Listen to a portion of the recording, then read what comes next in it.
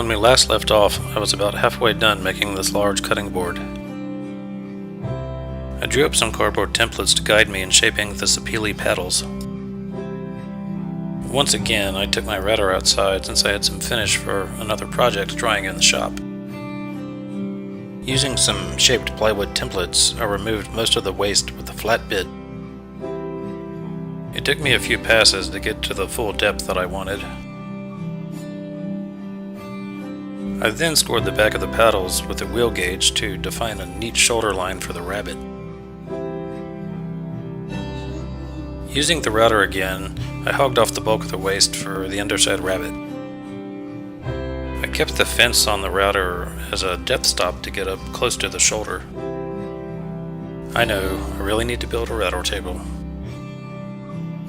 Using a sharp paring chisel, I worked right into the knife ball set earlier with the wheel gauge.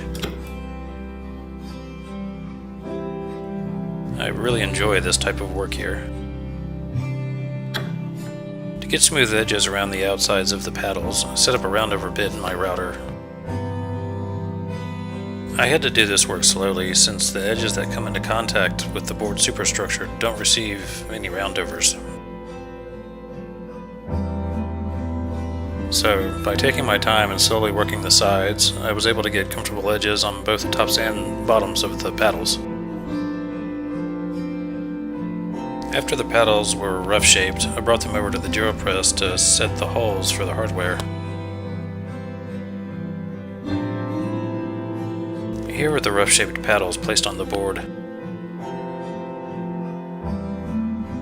Next I marked the positions of the paddles directly on the cutting board so that I knew where to not apply any type of edge treatment.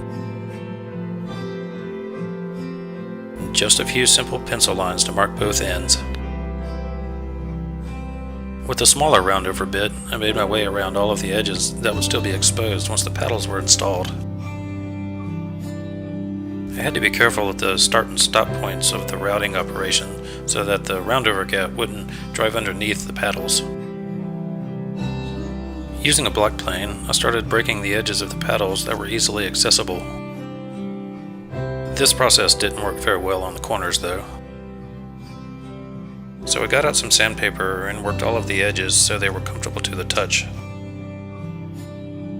And then there was sanding. Lots and lots of sanding. Normally I would have surfaced the board with a hand plane, but this wood was really chippy and I was concerned about tear out. I used a gouge to work in a finger hole so the colander could be easily removed while the board was situated in the sink. Next I installed stainless steel bolts with some spring tension washers. The bolt holes were elongated so that the bolts could move along the edge of the board so as not to pull apart the wood laminations. Finally I cut some maple plugs to cover up the bolt holes. Unfortunately, the footage of the plugs being installed was unusable. When I brought the cutting board to my friends in Louisiana, I hadn't yet applied any type of finish. I gave them some mineral oil, the kind you can find at any grocery store, and then put them to work. As they worked in the oil on both sides of the board, I took some time to talk about the process of making the board, the types of wood used, and how to care for the new cutting board. While I thought the whole board looked great, I was most excited about watching the grain in those Sapele paddles just come alive right in front of us. The mineral oil really gave the wood all the depth that it needed, bringing out both the rich tones and the contrasting colors.